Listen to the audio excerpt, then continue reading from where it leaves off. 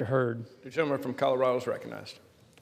Mr. Speaker, I rise today to urge my colleagues to vote to override the President's veto of H.R. 131, the Finish the Arkansas Valley Conduit Act. This is not a symbolic vote. It's not messaging. It's not partisan. This is a test of whether Congress keeps its word, not just to southeastern Colorado, but to every community in every state and in every district that depends on federal commitments being honored. For those of us who represent the American West, this vote is personal. In the West, water means survival. It means whether communities grow or disappear, whether agriculture survives, and whether moms can trust the water they give their kids out of the tap. Westerners understand something instinctively. When the government makes a water promise, it should keep it. In 1962, Congress authorized the Arkansas Valley Conduit to deliver safe drinking water to rural communities in southeastern Colorado. These communities grow amazing watermelon, cantaloupe, and chilies, and support families who ranch and raise livestock. When we talk about honoring federal commitments, we are talking about whether the people who grow our food can have clean water.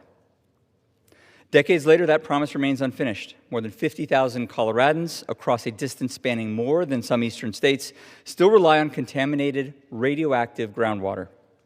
18 systems are under enforcement orders for violating EPA standards. These are real families, real towns, and real public health consequences. Rural Colorado and rural America more broadly voted overwhelmingly for this president and for an agenda that promised they would not be forgotten. They expected Washington to keep its word, not abandon them midway. H.R. 131 doesn't expand this drinking water project or authorize construction or increase the federal share or create any new entitlement. It doesn't bail out any mismanagement. It simply gives rural communities more time and flexibility to repay the federal government. It extends the repayment period and lowers the interest rate in cases of economic hardship. It prevents hundreds of millions of dollars from being stranded mid-construction. It lets communities doing their part, who are repaying the government, finally access clean water. This bill passed both houses unanimously. Republicans and Democrats from across the entire country, all of us agreed, this is a project worth completing, not abandoning. Mr. Speaker, voter overrides are rare, and they should be.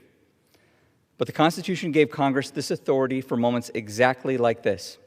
The legislative branch speaks with unity and clarity, and the executive branch says no anyway. In modern congressional history, it is extraordinarily rare and perhaps unprecedented for a president to veto a bill that passed both chambers unanimously while his party holds unified control of the government. That should give every member pause. If Congress cannot keep a clear, long-standing, bipartisan commitment like this, what message does that send to communities in every state and in every district relying on similar commitments? What certainty do they have that our word means anything?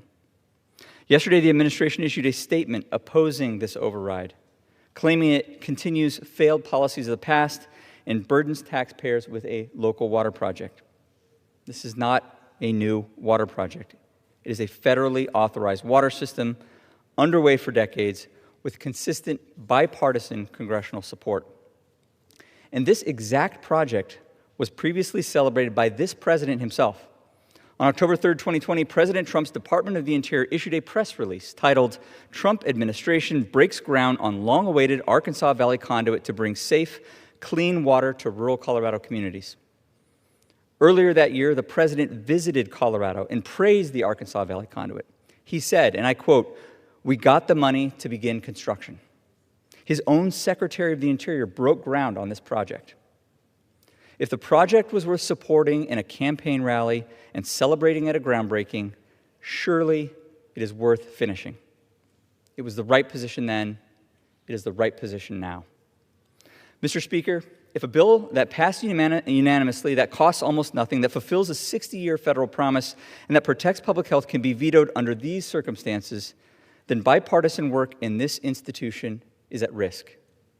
And I ask my colleagues, how would you feel if a project like this in your district passed unanimously, fulfilled a decades-long promise, and was vetoed anyway.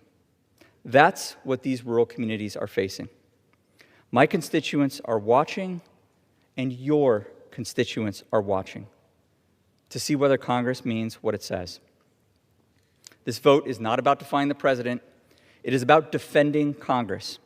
It's about strengthening this institution and standing for the people who trust us to fight for them. For those of us who represent the West, this is also about standing together. Western water projects are long-term, complex, and federally driven by necessity. If Congress walks away from a 60-year commitment mid-project, then no Western project is truly secure, and no district anywhere in this country can trust that a federal infrastructure promise will be kept. I ran for Congress to fight for my district, even when it's difficult, even when it's uncomfortable, and even when the outcome is uncertain. This is one of those moments. Mr. Speaker, some of my colleagues may be feeling pressure today to accept the veto. I get it. But I would ask every member to consider the pressure felt by the communities they represent, especially those in rural America who need infrastructure built, who need clean water, and who need Washington to mean what it says. What does it say to them, to all of our constituents, if this institution makes this kind of commitment and walks away when it matters most? This override is about finishing what we started, honoring commitments, protecting taxpayer dollars, and standing by rural communities. And yes, it's also about protecting this institution. For these reasons, I respectfully urge my colleagues to vote to override the veto of H.R. 131. Thank you, Mr. Speaker. I yield back.